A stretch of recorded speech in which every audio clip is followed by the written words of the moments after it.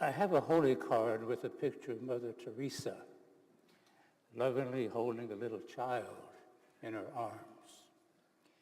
And the picture for me is an image of the church as Jesus intended it to be.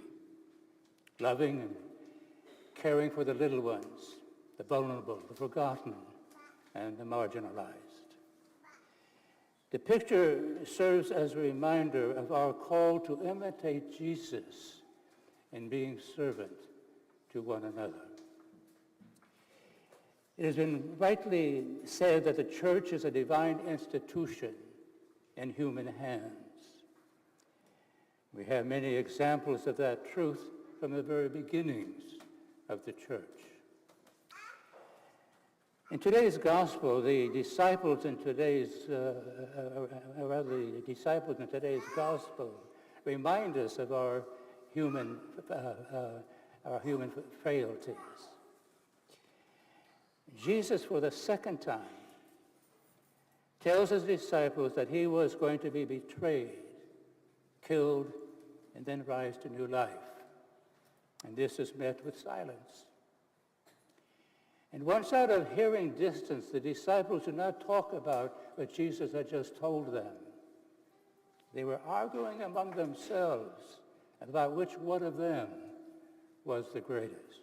Imagine that.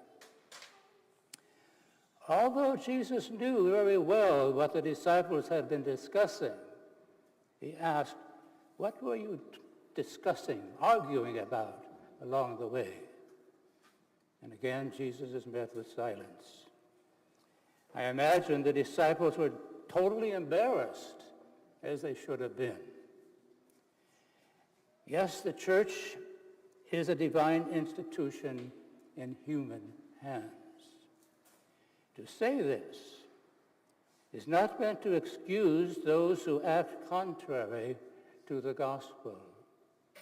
Everyone without exception is to be held responsible for their actions or lack of action.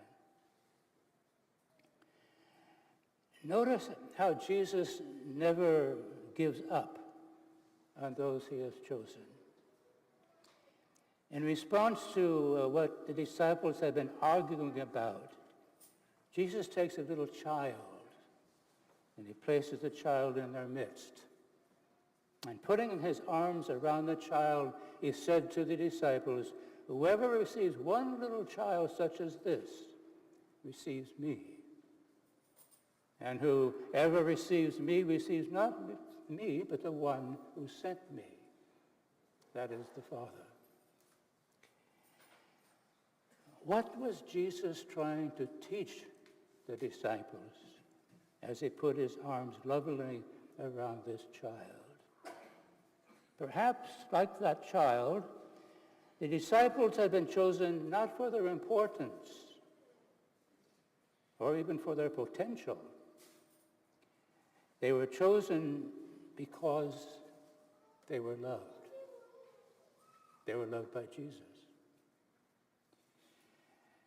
The disciples' mission was not to perform mighty works, but to receive the little ones, the needy, the forgotten, and the rejected.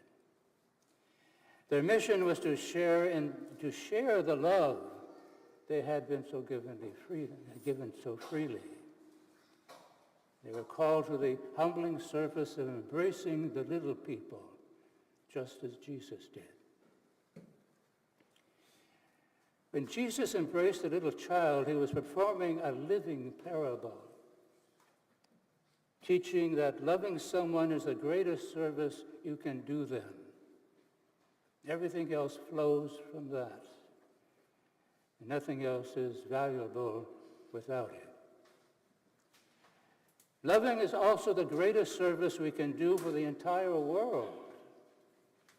Because the more people are loved, the less they need to compete or use violence to make a mark.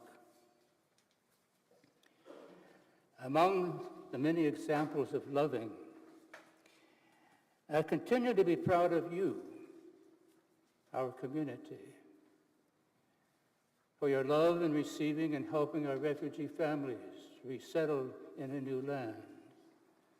And one by one, they're becoming self-sufficient and therefore able to move on with confidence, contributing to the common good. Another example of loving is that of Stan Peters of our parish, who feeds the homeless here in town. When speaking of the homeless, he will say, "My homeless." He loves them. He loves them. In imitation of Jesus, you and I are called to serve with love, caring, truly caring for one another from the heart.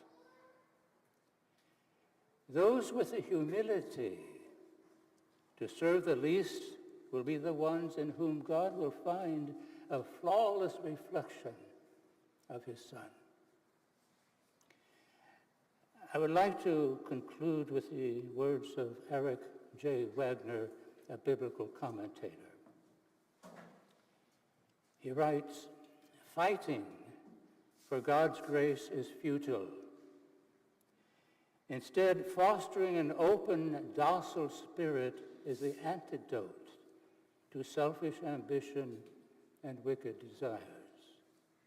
Christ's way, the way of wisdom and holiness, means striving for meekness, not power.